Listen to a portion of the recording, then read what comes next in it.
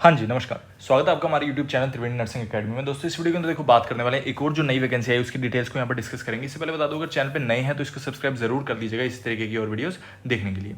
तो देखो स्टार्ट करते हैं, ज़्यादा टाइम नहीं लेंगे, सीधा देखते हैं। हाँ, ये जो वैकेंसी है किसकी तरफ से? एम्स कल्याणी की तरफ से, जो कि पश्चिम बंगाल के अंदर है। तो वहाँ से ये वैकेंसी है, रेगुलर पोस्ट पे है ये वैकेंसीज। तो आगे देखते हैं अब इनको वैकेंसीज क्या क्या यहाँ पर रहने वाली हैं। तो हमारे नर्सिंग से रिलेटेड 2 वैकेंसीज यहाँ पर रहने वाली हैं। वीडियो को अच्छे से देखिएगा। एएनएस की एक तो वैकेंसी है, पोस्ट है यहाँ पर, और इसके अलावा ट्यूटर और क्लिनिकल इंस्ट्रक्टर की पोस्ट यहाँ पर है। ठीक है, तो इन दोनों के लिए हम बात करेंगे। बाकी और भी पोस्ट हैं, blood transfusion officer, child psychologist, clinical psychologist. इनमें से भी कोई अगर लेवल के अंदर आते हैं तो उसको आप देख सकते हैं। तो खैर देखते हैं एएनएस की कितनी पोस्ट हैं। टोटल 8 पोस्ट हैं। एससी कैंडिडेट्स के लिए 1, ओबीसी के लिए 2, ईडब्ल्यूएस के लिए नहीं है, अनरिजर्व्ड के लिए 5 हैं, एसटी कैंडिडेट्स के लिए भी नहीं है। ठीक है, तो इस तरीके से 8 वैकेंसी हैं। ट्यूटर की 2 ही वैकेंसी हैं और दोनों ही ओबीसी कैंडिडेट्स के लिए यहाँ पर सॉरी, दोनों ही ओबीसी कैंडिडेट्स के लिए यहाँ पर दी गई हैं। ठीक है, अब पीडब्ल्यूबीडी कैंडिडेट्स जो हैं उनके हिसाब से जो 40% देखो यहाँ पर लिखा हुआ है, सॉरी 4% जो वैकेंसीज हैं वो उनके लिए रिजर्व रहेंगी हॉरिजॉन्टली।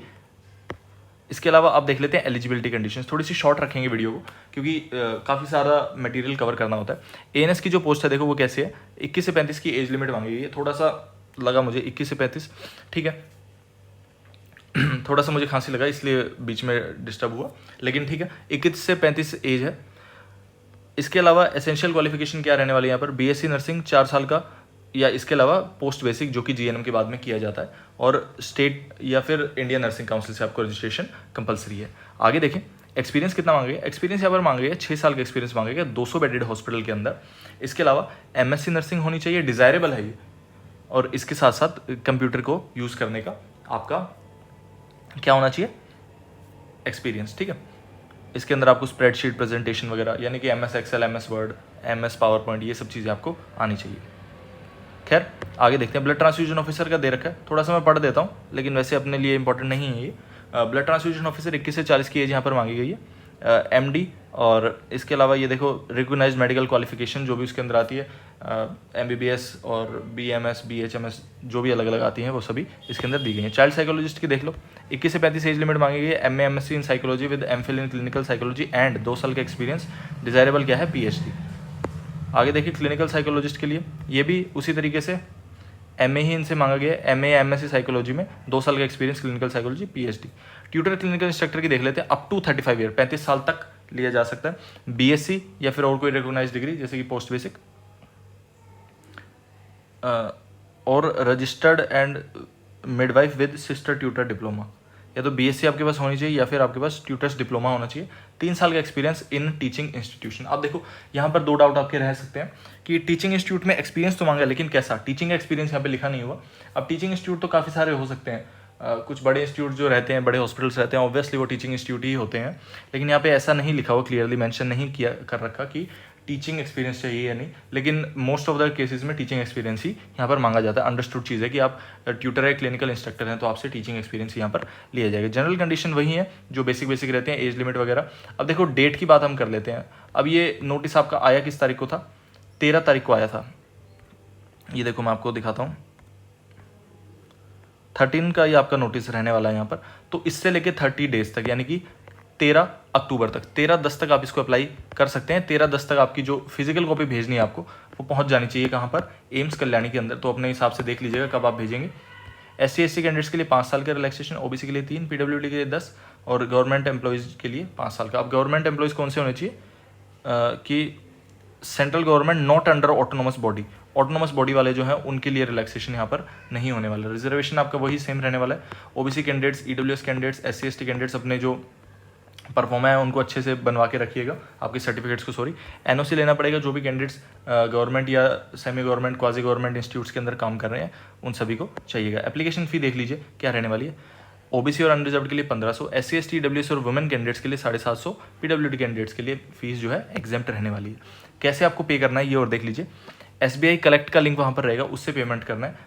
तो उसके बाद में एसबीआई कलेक्शन ट्रांजैक्शन नंबर जो है आपके ऑनलाइन एप्लीकेशन के अंदर मेंशन होना चाहिए, और copy of the receipt in support of depositing वो भी आपको फॉरवर्ड करनी है एप्लीकेशन फॉर्म के साथ।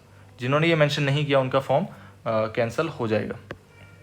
और एम्स कल्याणी के फेवर में करना है। आगे देख लेते हैं अप्लाई कैसे करना है। ऑनलाइन मोड से अप्लाई करना है। देखो, aspirant applicant satisfying the eligibility criteria in all respect should submit.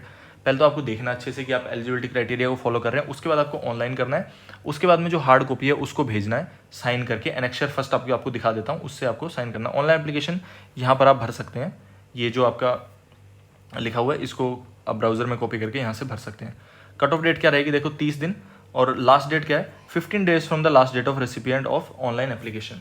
जिसने आपने ऑनलाइन एप्लीकेशन भरी उसके 15 दिन बाद तक आपका ये जो है पहुंच जाना चाहिए।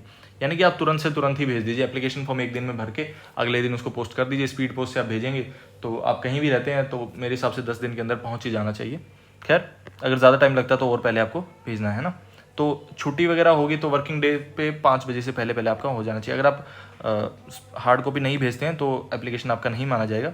SBI कलेक्ट की आपको रिसिप्ट होनी चाहिए। एप्लीकेशन देखो किस तरीके से A4 एनवलप के ऊपर आपको ये सब लिखना है। एडवर्टाइजमेंट नंबर जो ऊपर लिखा हुआ, एप्लीकेशन नंबर आपका जनरेट होगा। Application for post and department category, और यहाँ पे फ्रॉम अपना नाम पता वगैरह सब कुछ लिखना है पे एड्रेस, और 2 के अंदर ये डालना है। ठीक है, ये आपको एप्लीकेशन के एनवलप के ऊपर लिखना है। अब जो अंदर क्या लिखना है वो आपको बता देंगे। ये पूरा आप डिटेल पढ़ सकते हैं। कुछ भी आपकी क्वेरी है तो आप यहाँ पर ईमेल डाल सकते हैं इनको। शॉर्ट लिस्टिंग कैसे होगा? अलग अलग है। बायोडाटा के बेस पे अगर वो इंटरव्यू लेते हैं उसके बेस पे जैसे भी है उस तरीके से आपका करेंगे। इंटरव्यू की साइट कहाँ रहेगी? एम्स कल्याणी में ही होगा। कोई TAD आपको प्रोवाइड नहीं किया जाने वाला। एम्स कल्याणी का डिसीजन यहाँ पर फाइनल रहने वाला है। इंपॉर्टेंट इंस्ट्रक्शन क्या है कि इनको आप सबको पढ़ सकते हैं। सेम वही चीज़ें हैं। डिस्क्वालिफिकेशन कोई भी फेक चीज़ नहीं देनी है और इसी तरीके की चीज़ें आपको दी गई हैं। अब देख लीजिए परफॉर्मा कैसा रहने वाला है। एप्लीकेशन जो आपको भरनी है अंदर क्या है, इस पर फोटो लगाएंगे। इसको ऐसे कैसे प्रिंट कर लीजिएगा। Advertisement number, post applied for, name of applicant, gender, category पे टिक कीजिएगा यहाँ पर PWD है या नहीं है, married, unmarried, divorce, widow, father spouse name, date of birth, age age on date. Cut off date पे आपकी 30 दिन लगा लीजिएगा 13/9 के बाद से। उस दिन आपकी क्या एज रहने वाली है। एड्रेस आपका कम्युनिकेशन का एड्रेस, पिन नंबर वगैरह, mobile number, email, permanent address, nationality Indian. आगे आपके जो सर्टिफिकेट है, 10th का सर्टिफिकेट में क्या क्या सब्जेक्ट थे, बोर्ड क्या था, मंथ और ईयर ऑफ पासिंग, इस तरीके से 12th, diploma, under graduation, post graduation, जो आपका एलिजिबल है उस सबको आप डाल सकते हैं। कोई एक्स्ट्रा आपके पास वो भी। करंट एक्टिविटी अभी आप क्या कर रहे हैं वो भी यहाँ पे लिख देंगे आप। इसके आगे एक्सपीरियंस जो आपका कहाँ से कहाँ तक है, क्लियरली डेट मेंशन करनी है आपको, पोस्ट मेंशन करनी है, इंस्टीट्यूट का नाम मेंशन करना है, कितनी आप पे ले रहे थे और क्या वर्क आप कर रहे थे वहाँ पर, ये जितने भी आपके पास हैं। अगर और भी स्पेस कम पड़ती है तो अलग शीट के ऊपर आप लिख सकते हैं। प्रेजेंट प्लेस अभी कहाँ काम कर रहे हैं, और name and address of 2 referees well known with the applicants work, जो आपको रेफरेंस दे सकते हैं आपके काम की, आपके लिए मतलब गुड वर्ड्स जो बोल सकते हैं, ऐसे आप लोगों को ढूंढना है। या आपके वर्क प्लेस में हो सकते हैं, आपके टीचर्स हो सकते हैं, जो भी आप देख सकते हैं वहाँ पे कॉल करके आप पूछ सकते हैं। एनी अदर इन्फॉर्मेशन जो आप अपने बारे में बताना चाहेंगे। अमाउंट ऑफ एप्लीकेशन पेड, यहाँ पे आपको ट्रांजैक्शन नंबर देखना है, डिक्लेरेशन, प्लेस, डेट, और यहाँ पे अपना साइन कर देंगे सिग्नेचर ऑफ द एप्लीकेंट के अंदर। ठीक है। एनेक्सर 2 क्या है? ये किसके लिए? गवर्नमेंट सर्वेंट के लिए, जिनको एज रिलैक्सेशन चाहिए वो भर सकते हैं इसको। और ये OBC कैंडिडेट्स के लिए सर्टिफिकेट यहाँ पर दे रखा है। बाकी जितने भी सर्टिफिकेट हैं वो आप ऑनलाइन एक सर्च कीजिएगा तो आपको अच्छे से मिल जाएगा कि कौन सा सर्टिफिकेट किस तरीके से बनवाना है और कैसा आपका बना उसे कंपेयर कर सकते हैं। तो आशा करता हूँ आपको वीडियो पसंद आई होगी। मैंने सारी डिटेल्स को यहाँ पर कवर किया है एम्स कल्याणी से रिलेटेड जो आपकी पोस्ट थी। फिर भी कोई आपका डाउट या क्वेरी है तो आप कमेंट करके मुझसे पूछ सकते हैं। तो इसी के साथ इस वीडियो करते हैं एंड। आप बन रही है त्रिवेणी नर्सिंग अकेडमी चैनल के साथ। धन्यवाद।